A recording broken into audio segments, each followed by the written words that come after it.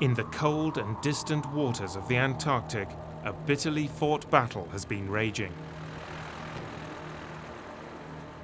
Whales have been on the run from the harpoons of a fleet sent to the Southern Ocean by the Fisheries Agency of Japan. Greenpeace activists have been getting in between the hunters and the hunted to try and protect the whales. This hunt itself is unjustified, it's unnecessary, and indeed it's unwanted by most of the world. It's been a hard-hitting confrontation between whalers and activists. The argument centres around the word painted on the side of the whaling fleet's factory ship. They call it science. It is certainly not science. It is commercial whaling in disguise. Again, this is something which everybody recognises, and I believe that the Japanese also know that everybody knows this, but they continue with their lies calling this research. The Japanese Institute for Cetacean Research claims the hunt collects much-needed data about whales and the Antarctic ecosystem. Their ultimate aim is a return to what they call a sustainable whale hunt.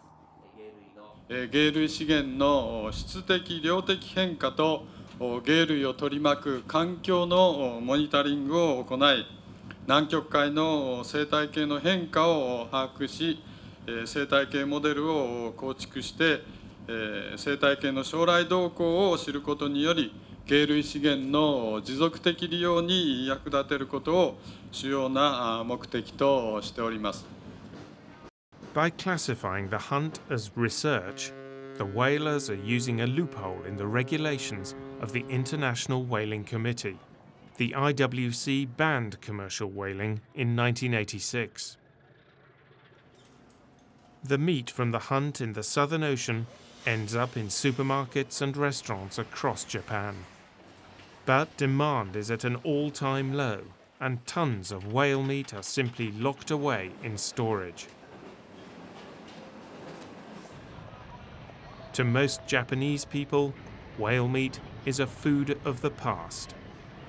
味といっても学校給食に出ただけなんで、クジラの竜田揚げ、それぐらいですよね。あとは食べたくても現実になかなか手に入らない高級食材になってますからね。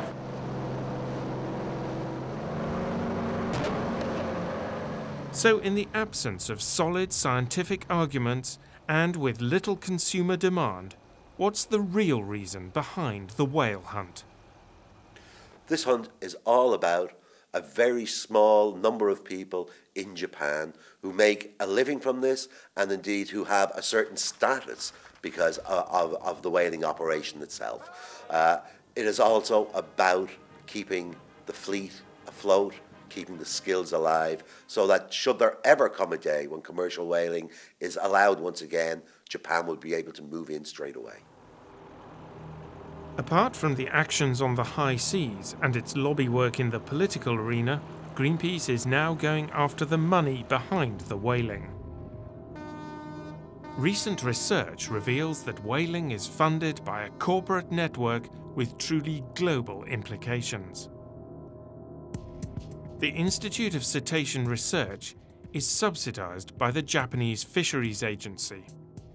With this money, the institute contracts Kyoto Senpaku to provide the whaling ships and their crew.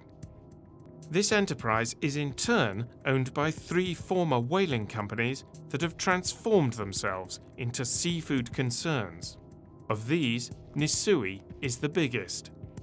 It owns or partly owns a global network of companies that includes seafood giant Gorton's in the US and Sealord in New Zealand.